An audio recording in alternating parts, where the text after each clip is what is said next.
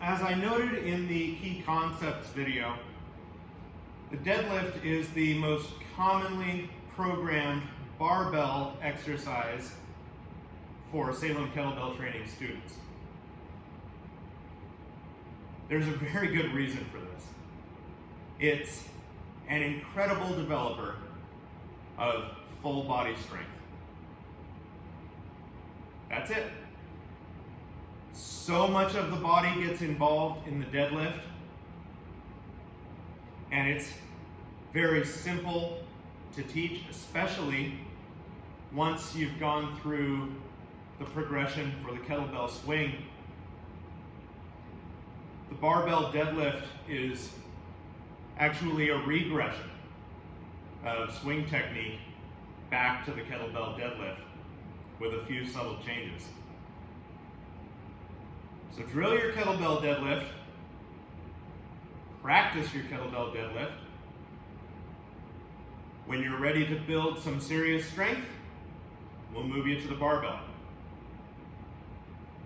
More weight can be handled on the barbell, typically because we run out of weight on the kettlebells. There's a mechanical disadvantage present in deadlifting the barbell in that it's in front of you. Unless you're doing a weird deadlift variation, stay tuned for more on that. And there's a deadlift for everybody on the barbell. It can be conventional, it can be sumo. Those are the two stances, but one of those two is going to work for you. In terms of variety, there are so many variations on deadlift.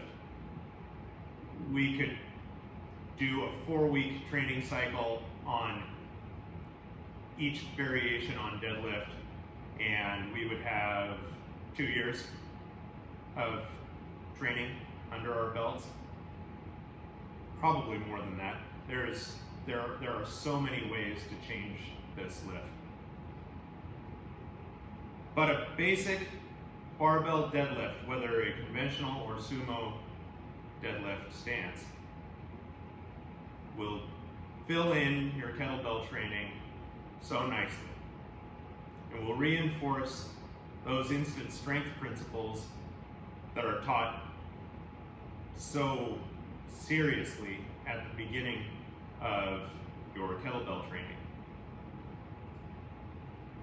In addition to those instant strength principles, there were 2 key concepts covered in the last video about barbell deadlifting: getting loaded and wedging.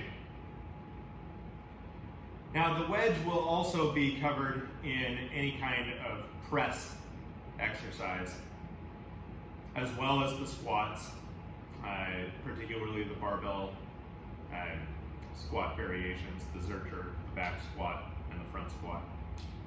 You'll notice that the hip movements are actually going to be very similar to what we achieved in the deadlift in those movements. In the press, the whole body becomes a wedge, it's not just the hips. We've talked a little bit about that on the kettlebell press.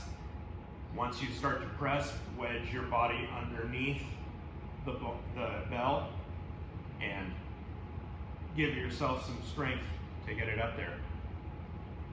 One of my favorite programs, something that all of you are probably very tired of right now, is simply relatively high intensity deadlifts for a few sets, say 5 moderate, 3 heavy, 2 very heavy reps.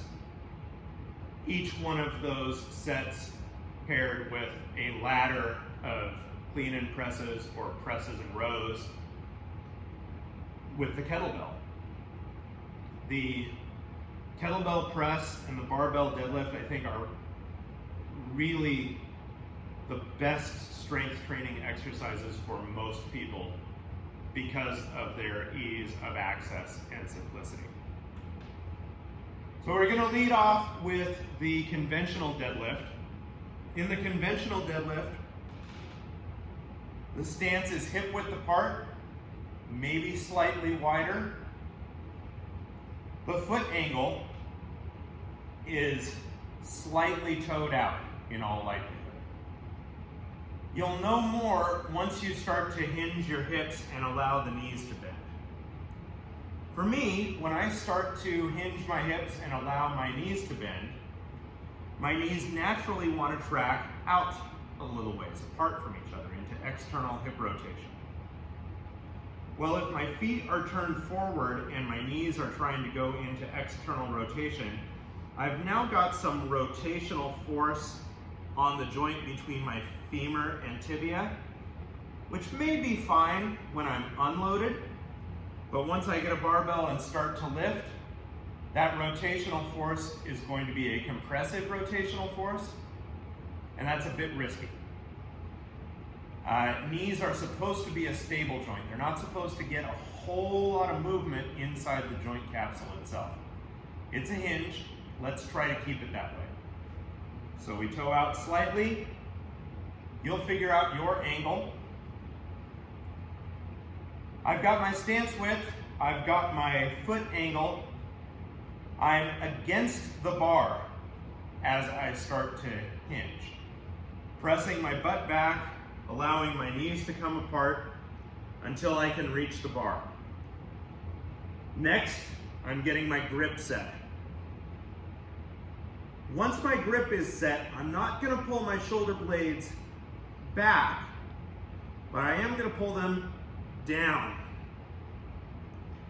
The reason I'm not pulling my shoulder blades back on a deadlift,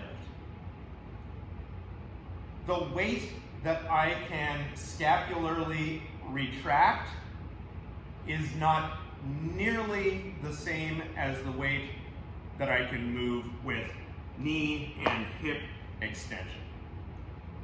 I'm going to be able to deadlift far more weight than I can row like this, which means at some point during my deadlift training, I'm not going to be able to maintain that scapular retraction anymore. What I can maintain, because my torso angle makes it inevitable when I start to stand up, is scapular depression. So rolling my shoulder blades down and even allowing them to come forward a little bit and get that lat engaged. I'm going to be able to maintain that. After my grip and my lats are set, I'll take that big belly breath, and then I'll load back, shift my weight back, and as soon as I start to lose my balance backward, boom, the weight comes off the floor and I'm ready to go.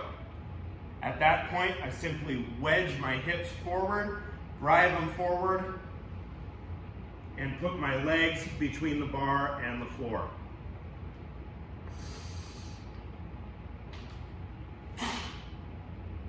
Now, the down phase.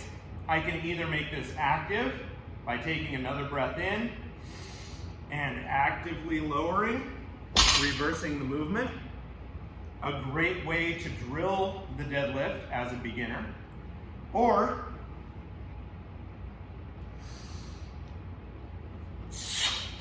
I can simply follow the bar down and then reset from there. Now, if the bar is way out of position when you come down, you might want to stand before you reset. But if it's relatively close to your starting position, these are wheels, just roll it back into that starting position, reset, and go again. The active negative is fine. It's going to help you learn the pattern initially. And if you're after some muscle mass development, a slow eccentric contraction on the way down with the barbell is just going to tear your muscles apart on a cellular level, which opens the door for nutrients to be delivered to the muscle and build higher density, larger diameter muscle fibers. So if you can eat and sleep enough to recover then a slow eccentric is a fine way to go. If you can move some serious weight, you're not really that concerned about putting on mass, then an active negative is probably not going to be the best thing for you. It's just going to tire you out before your next rep. So a passive negative, still holding on to the bar, but basically following gravity down, is sufficient for most folks once they've practiced their barbell deadlift for a couple of weeks. And remember, you've already practiced your kettlebell deadlift for a couple of weeks. So that's the conventional barbell deadlift. Next, we'll cover the sumo.